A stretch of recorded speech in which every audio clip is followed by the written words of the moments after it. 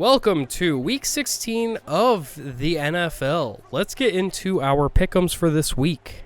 Starting with Thursday Night Football, the worst kind of football, we have the Los Angeles Rams being the Seattle Seahawks. Give me the Seahawks in this matchup. It took 4 picks from Sam Darnold for the Los Angeles Rams to win by 2 points. Maybe Sam Darnold's, 4th time facing the Rams in the past 2 years is the charm, and he'll finally figure out how their defense plays and won't have poop in his brain when he wakes up. I think the Seahawks just have a better defense, and also with Davante Adams out, it's going to be rougher for Los Angeles to pull out with a win. I think Seahawks win the game. I don't know if that puts them at first. Actually, it would. Yeah, they'd be up in wins. Yeah, the Rams have the tiebreaker now, but if the Seahawks win, they have more wins, which is better than a tiebreaker. Moving on to Saturday. First game on Saturday is Philadelphia Eagles visiting the Washington Commanders. I think the Eagles are the better team. I think they should win this game, but I think there's still a chance the Commanders pull one out to make their draft worse.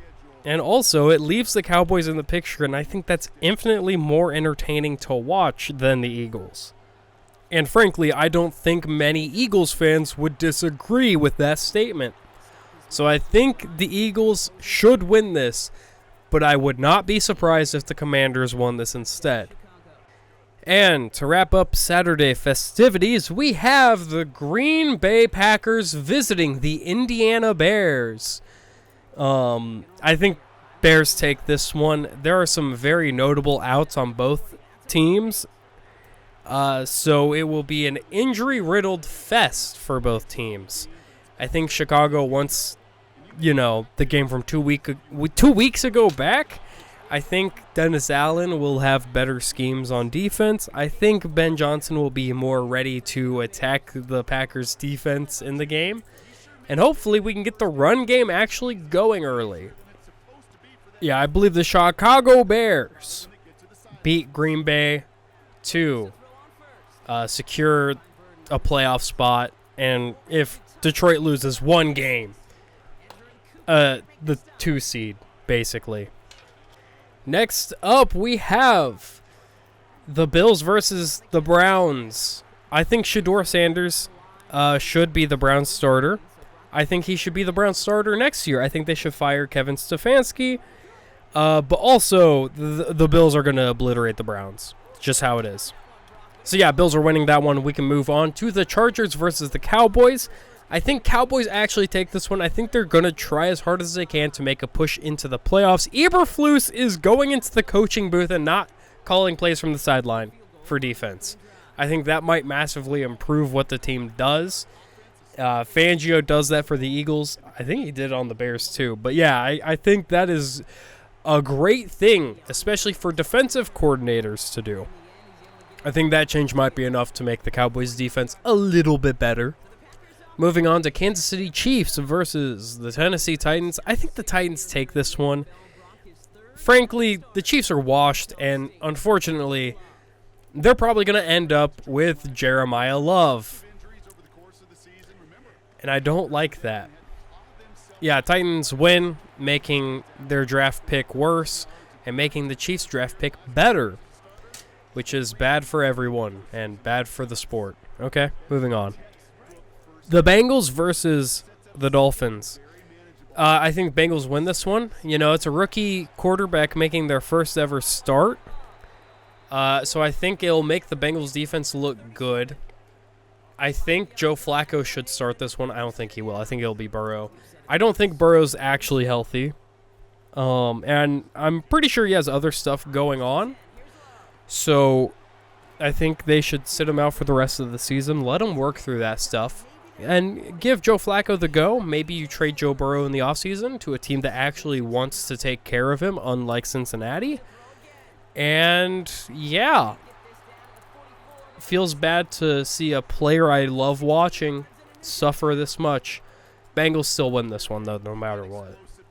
Next up, the New York Jets versus the New Orleans Saints. The New Orleans Saints, since being eliminated, have put on a little bit of a clinic. They've been winning some games. Someone tell them they should do that before they're eliminated. Not a great strategy to do it now. I don't think they'll be good next year, frankly. They're just in such cap hell at this point that it's like irredeemable for a few more years. People are saying Tyler Shuck's the guy. I don't trust it personally. That's just me.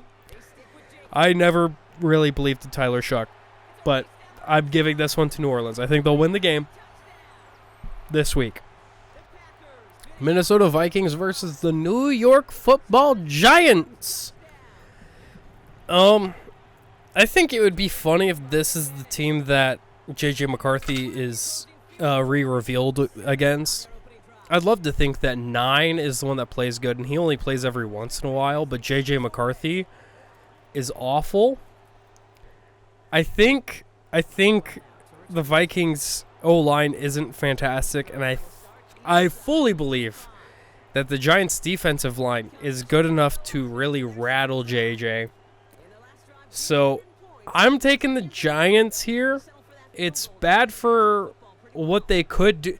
If the Giants end up with the number 1 pick, I fully believe they'll trade it, and they would get so much for it. So there's that. I think New York takes this one.